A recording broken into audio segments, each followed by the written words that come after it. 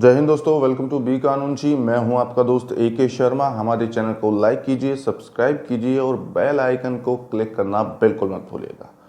तो दोस्तों, आज हम बात करेंगे जस्टिस RB देव की।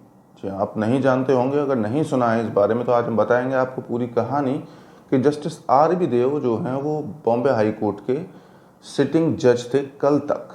लेकिन कल उन्होंने भरी अदालत में, चलती हुई अदालत में ये कहकर इस्तीफ़ा दे दिया कि मैं अपने आत्मसम्मान के साथ समझौता नहीं कर सकता। फिर बाद में उन्होंने ये भी कहा कि मेरा पर्सनल रीज़न है और जो है मैं इसलिए इस्तीफ़ा दे रहा हूँ। लेकिन ये जो वर्ड है आत्मसम्मान से समझौता नहीं कर सकता, इसको इसलिए जोड़कर देखा जा रहा है कि शायद उन पर कोई प्रेशर था किसी चीज़ को लेकर। अब वो किसी भी चीज़ को लेकर हो सकता है या नहीं भी हो सकता है। अब उन्होंने ऐसा वर्ड क्यों यूज़ किया या फिर रीज़न क्या था, ये तो वही बता सकते हैं। लेकिन अलग अलग लोग अलग अलग इंटरप्रिटेशन इसकी कर रहे हैं। कई उनके जो दोस्त हैं या फिर कई जो उनके साथी वकील हैं जो उनके कोर्ट में जो है प्रैक्टिस करते थे, वो इसको बहुत बड़ा लॉस मान रहे हैं जुडिशरी के लिए। उन्होंने साथ में ये भी कहा कि मैं जो रूड हुआ हूँ कई लोगों के साथ कभी कभी अदालत में, तो वो मेरा कोई पर्सनल इंटेंशन कुछ ऐसा नहीं था। बस इंटेंशन ये था कि जो लोग मेरे सामने हैं जो प्रैक्टिस कर रहे हैं वो इम्प्रूव कर पाए। तो उन्होंने उसके लिए माफ़ी भी मांगी भरी अदालत में ही। अपने जो कलीग्स थे, जो उनकी बेंच के सदस्य थे, जो उनके बार के सदस्य थे, एडवोकेट्स थे जो प्रैक्टिस करते थे, तो उनसे माफ़ी मांगते हुए उन्होंने ये कहा कि अगर मैं आपके साथ रूड हुआ हूँ तो आपके इम्प्रूवमेंट के लिए था, मुझे इसके लिए माफ़ करिएगा। मैंने किसी को हर्ट करने की कोई भी मंशा मेरी नहीं थी। तो दोस्तों, जस्टिस RB देव को, रोहित बी देव को दरअसल 2 जजमेंट्स हैं जिनकी वजह से थोड़े वो कंट्रोवर्शियल मामला रहा और सरकार के खिलाफ हो रहे। इसलिए इस चीज़ को जो है इंटरप्रिटेशन थोड़ा अलग अलग तरीके से किया जा रहा है। एक तो GS बाबा आपको याद होंगे, जिनके माओइस्ट के साथ लिंक बताए गए थे, और जो लोअर कोर्ट है, सेशंस कोर्ट है, उसने जो है उनको आजीवन कारावास की सज़ा दी थी। तो जब ये मामला नागपुर बेंच पहुंचा था तो जस्टिस RB देव ही थे, उन्होंने इस सज़ा को कैंसिल कर दिया था और उनको एक्विट कर दिया था, ये कहते हुए कि जो सेशंस कोर्ट ने जो प्रोसीजर फॉलो किया है वो एकदम गलत है।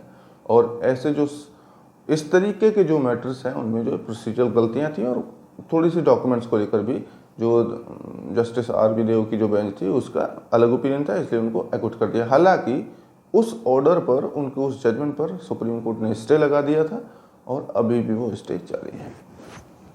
तो दोस्तों, दूसरा केस था महाराष्ट्र सरकार का, जो है जो सड़क निर्माण में जो कॉन्ट्रैक्टर्स काम कर रहे थे उन पर जो प्यूनिटिव एक्शंस थे उनको वापस लेने का निर्णय महाराष्ट्र सरकार ने किया था। प्यूनिटिव यानी कि क्रिमिनल, यानी कि या तो आपको जुर्माना या फिर उनको सज़ा, जो कि जेल की सज़ा, ऐसे जो एक्शंस थे। प्यूनिटिव एक्शंस यानी नेगेटिव एक्शंस उनके खिलाफ, यानी जुर्माना लगाना या फिर उनको जेल भेजने की कार्रवाई या फिर कोई FIR वगैरह, ऐसी जो चीज़ें थी उनको महाराष्ट्र सरकार ने वापस लेने का फैसला किया था। उस पर भी जस्टिस रोहित बी देव ने जो है वो रोक लगा दी थी, उस पर भी स्टे कर दिया था उसको। तो यही 2 जजमेंट्स हैं जिनको लेके उनको सरकार के खिलाफ, जो है खिलाफ भी नहीं कहेंगे, तो एक तरीके से ये निर्णय सरकार के खिलाफ थे। वो सरकार के खिलाफ थे या नहीं थे, ऐसा हम कोई भी टिप्पणी नहीं कर सकते। तो ये जो 2 निर्णय हैं सरकार के खिलाफ गए थे। या वैसे क्रिमिनल मैटर्स में तो हर मामला जो है वो सरकार के अगेंस्ट ही होता है, तो आप इसको अपने तरीके से इंटरप्रेट कर लीजिए। हमको 2 जजमेंट्स हैं जिनको अक्सर लोग कोट करते हैं और इनका दरअसल RB देव जी जो हैं वो महाराष्ट्र सरकार के ही जो है वो एडिशनल अटॉर्नी जनरल भी रहे हैं महाराष्ट्र सरकार के, स्टेट गवर्नमेंट के।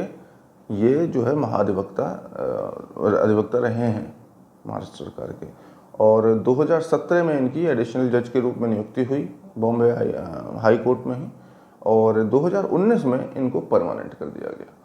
लेकिन सोचने वाली बात यह है कि सिर्फ जस्टिस RB देव ही नहीं है। बीते 3 साल में खासकर बॉम्बे हाई कोर्ट में ही 3 जजेस ने जो है वो रिटायरमेंट लिया है। और इसमें एक लेडीज़ थी, मैं उनका नाम नहीं लूँगा, उनको तो वैसे तो जो क्या है कि जब एडिशनल जज नियुक्त होते हैं तो 2 साल के बाद उनको परमानेंट कर दिया जाता है रिकमेंडेशन पे कॉलेजियम की ऑफ कोर्स सरकार की तरफ से।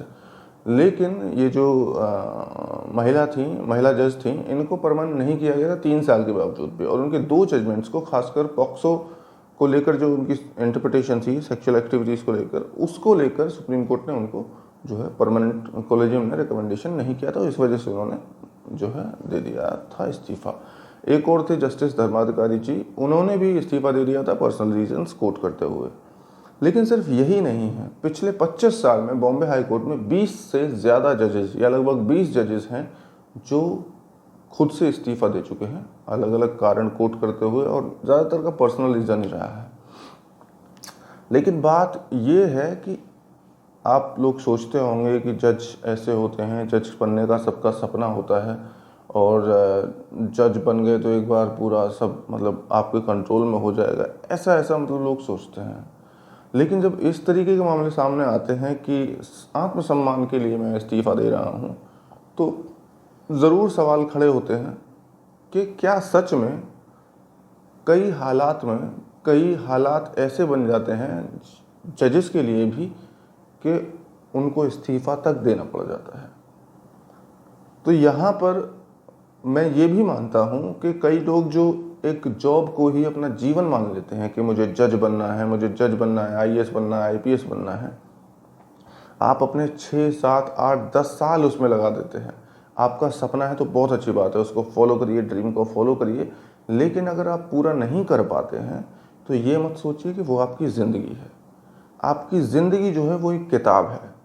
आप मानिए आपकी ज़िंदगी एक किताब है, और उस किताब का सिर्फ एक पन्ना आपकी जॉब प्रोफाइल है। बाकी के जो 100 पन्नों की किताब मान लीजिए, तो 99 पन्ने हैं वो अलग अलग एस्पेक्ट्स पर, अलग अलग मुद्दों पर, अलग अलग चैप्टर्स जो हैं उनको आप ज़रूर समझिए।